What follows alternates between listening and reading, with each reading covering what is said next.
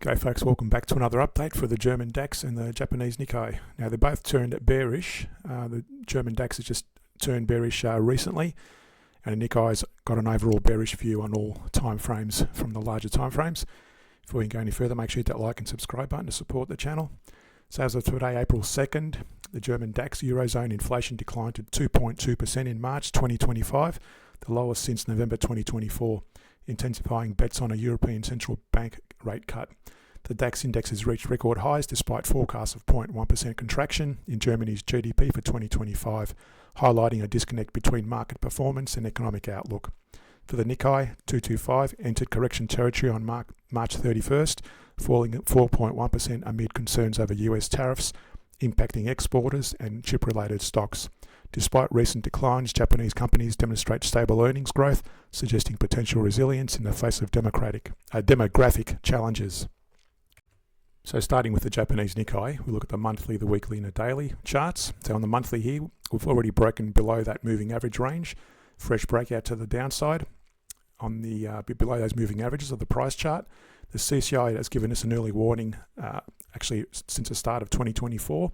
You can see there we had let me just zoom in a bit. We had a bearish divergence, lower highs on the CCI versus higher highs on the price. That actually broke down and hit our minimum target range. And that minimum target, if we draw a Fibonacci from that high, we take it back to the recent low, that would be, let's go back to this area here, I think it is, that's a point there. That's significant low. That's a 23-38% level it's reached. Now you could argue it's actually reached below that as well. If you took it back to that low, you can see there that wick on that candle is broken down below the 38% level. So it's hit our minimum range nonetheless. Now that's the monthly, so it's bearish at the moment on the monthly. Also bearish on the weekly. You can see there it's hit that range, another range as well. These are independent from different time frames. So on the weekly we had a bearish divergence here versus high highs, and the price broke down. Bounced out of that range initially, now it's coming back to that. You can see there it's broken below that range again, with the CCI also showing bearish momentum along with the price. So bearish on the weekly, and on the daily, it actually broke through this previous support we had at 37,265. Had a bit of a retrace here a few weeks ago, but now it's broken down below and is still bearish as well on the daily.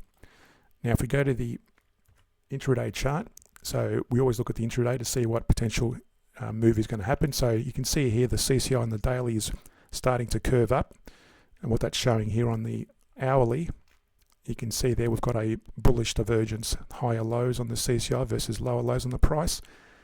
And if that was to then retrace, we take it back to that high, you can see there it's not far off. It might have already touched it, to be honest. If we look at that little range there, so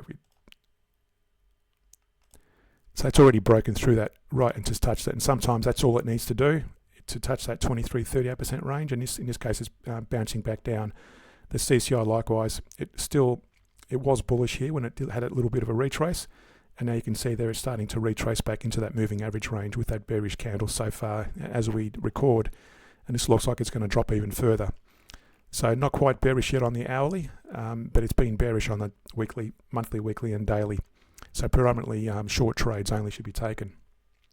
So in terms of the back testing, what I've done here is I've drawn the back testing on the stop loss approach and the average down approach, and that was back here when the daily broke below the moving averages on the price, but also just about to break below that, or actually did break below that on the CCI as well. That's where you would have started taking short trades.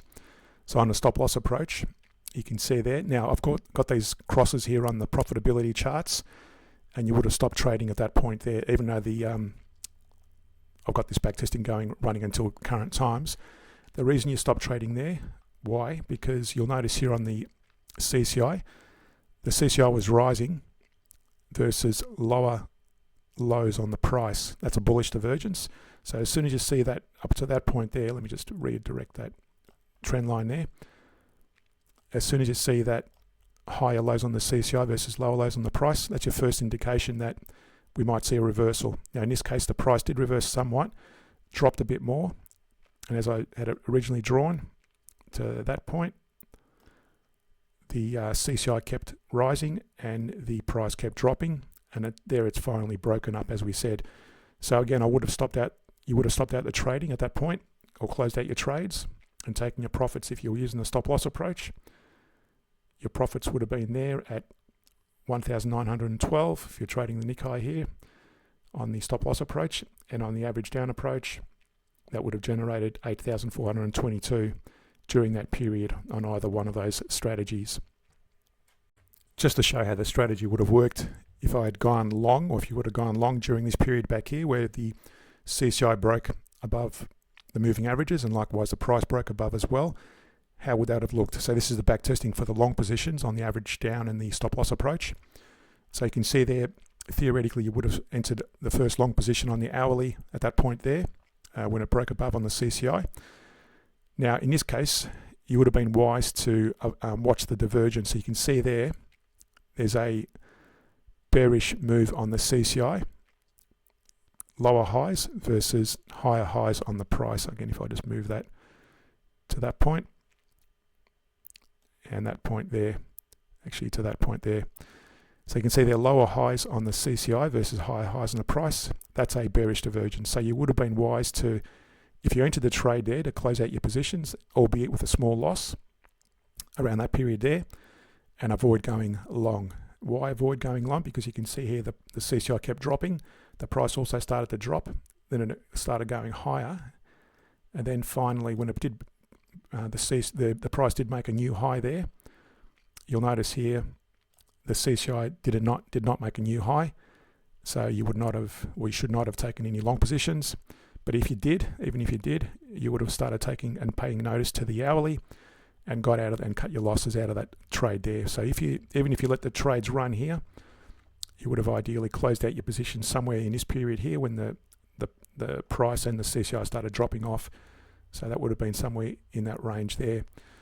The stop loss approach in this example, if you did that, would have generated, or you would have lost about $1,500. And the average down approach, you would have gained about 12,652. But again, that's a bit of a risky move. Don't get greedy. Ideally, you probably would not have entered the trades back until at the very earliest, you would have closed out your trades during this period back here. I'm just giving you the example of what it looked like.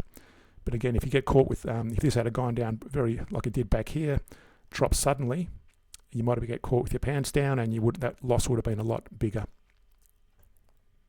So here we've got the German DAX on the monthly. It's very strongly bullish, but it's actually retracing this month to the downside slightly, but still bullish on the price and the CCI.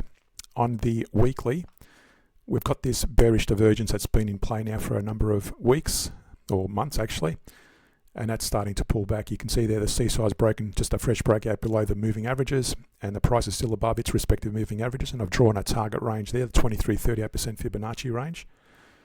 And that would go from that high, that's down to this low, I think. That's where I draw it, yep, down to that low. So we expect it to hit this moving average range at the very minimum. But again, I would not be going long at this point, more favoured to the short side at the moment. That's on the weekly. On the daily, you can see there we've hit this resistance up here at 23,310, broken below on the price, and also has been bearish now on the CCI for some time. So bearish momentum on the daily. If we go to the intraday chart, let me just show you the 1 hour chart first without the backtest. So you can see here it's been again bearish on the daily. So we only take short trades on the hourly. But you'll notice here we've had a bit of a retrace here during that period on the CCI, and it stuck its nose slightly above the moving averages on the price as well. But then the moving averages on the price actually remained quite flat, then breaking further down to the downside.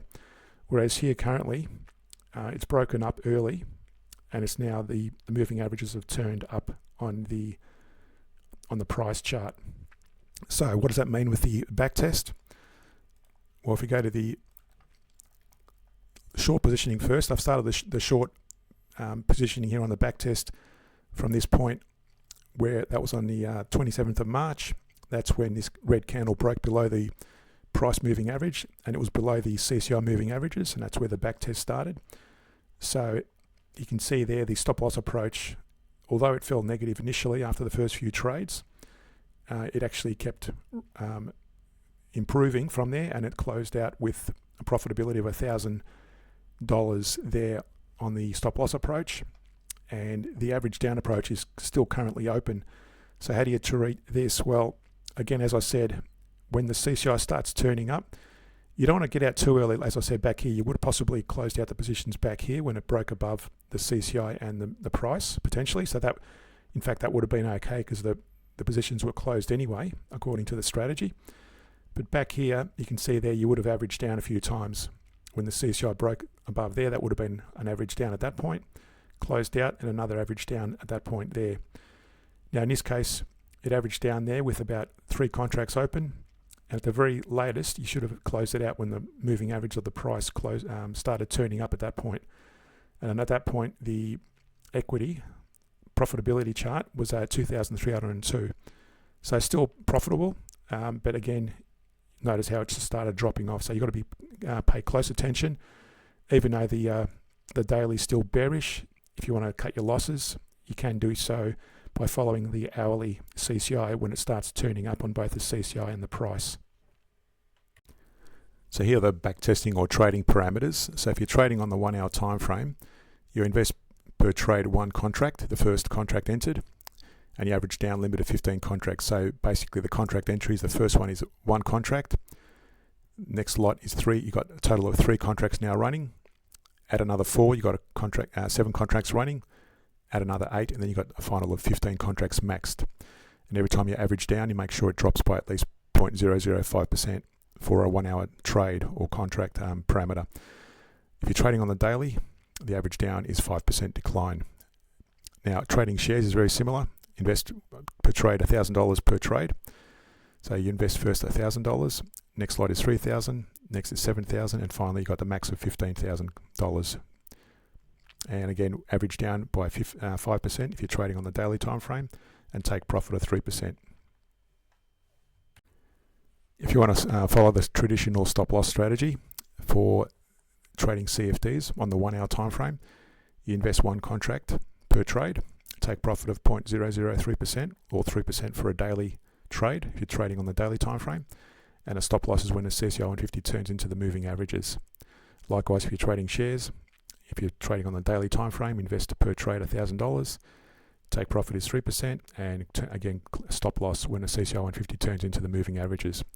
Obviously, you can invest more than $1,000 in any of these trades, but you've got to be very careful of the your money management and your account balance. And I've limited it to 3% take profit on the daily and 0.003, the equivalent for the 1 hour time frame, because I found if you make it too high, in other words, if you aim for a 5 or a 10% gain, often you're a lot longer in the trade than you really expected, and it just gives you a lot more turnover when you're a smaller take profit return. To support the channel, hit that like and subscribe button, and for added benefits and for a cost of a coffee each month, consider subscribing to the Patreon page where we look at weekly scans of bullish shares across various regions. Thanks for watching, and see you in next week's video.